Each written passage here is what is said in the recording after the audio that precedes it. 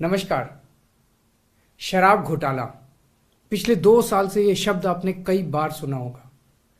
2 साल से बीजेपी की सारी एजेंसीज कई रेड मार चुकी हैं, कई लोगों को गिरफ्तार कर चुकी हैं, लेकिन अभी तक एक भी पैसे का हेरफेर कहीं नहीं मिला, कहीं से एक भी पैसा नहीं मिला। अगर भ्रष्टाचार वाकई हुआ है तो इतने करोड़ों रुपए गए कहां? क्या सारा पैसा हवा में गायब हो गया? सच्चाई यह है कि किसी तरह का कोई भ्रष्टाचार हुआ ही नहीं। अगर होता तो पैसा भी मिलता। ऐसे फर्जी केस में आम आदमी पार्टी के कई नेताओं को इन्होंने अभी तक जेल में रखा हुआ है।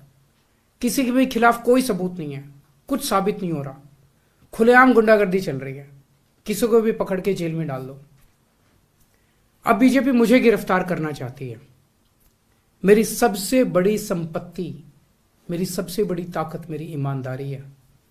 झूठे आरोप लगा के, फर्जी समन भेज के ये मुझे बदनाम करना चाहते हैं, मेरी ईमानदारी पे चोट करना चाहते हैं।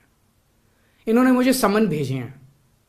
मेरे वकीलों ने मुझे बताया कि ये समन गैर कानूनी है। क्यों गैर कानूनी है? ये मैंने इनको विस्तार से लिख के भेजा है। मैंने बताया है कि उनके समन कैसे गैर कानूनी है, लेकिन उन्होंने मेरी एक भी बात का जवाब नहीं दिया।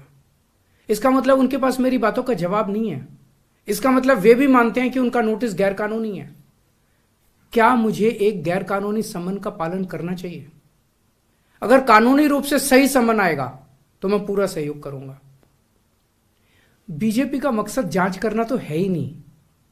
इनका मकसद तो लोकसभा चुनाव में मुझे प्रचार करने से रोकना है।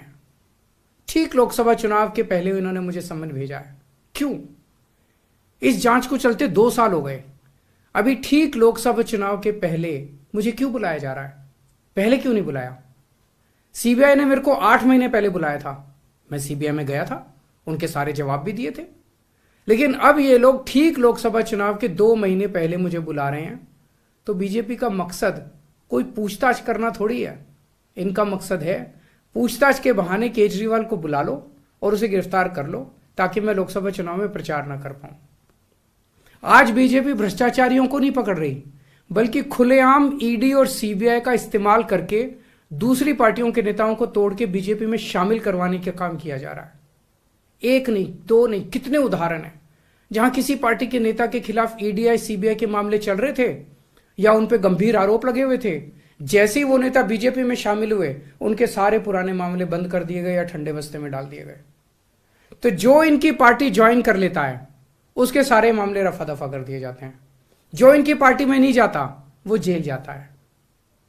आज मनीष सिसोदिया, संजय सिंह और विजय नायर इसलिए जेल में नहीं है कि उन्होंने भ्रष्टाचार किया है, वो इसलिए जेल में है क्योंकि उन्होंने बीजेपी में शामिल होने से इंकार कर दिया है। आज हम बीजेपी का मुकाबला क्यों कर पा रहे हैं? क्योंकि हमने कोई भ्रष्टाचार नहीं किया।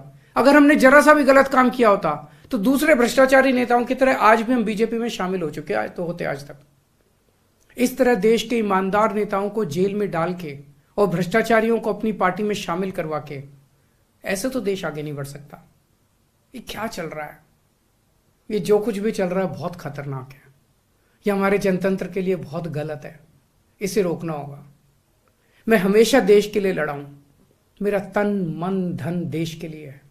मेरी एक एक सांस देश के लिए है। मेरी खून की एक एक बूंद देश के लिए है। मेरे शरीर का एक एक कतरा देश के लिए समर्पित है। हमें मिलकर देश को बचाना है। मैं पूरी जी जान से इनके खिलाफ लड़ रहा हूं। आपका साथ चाहिए।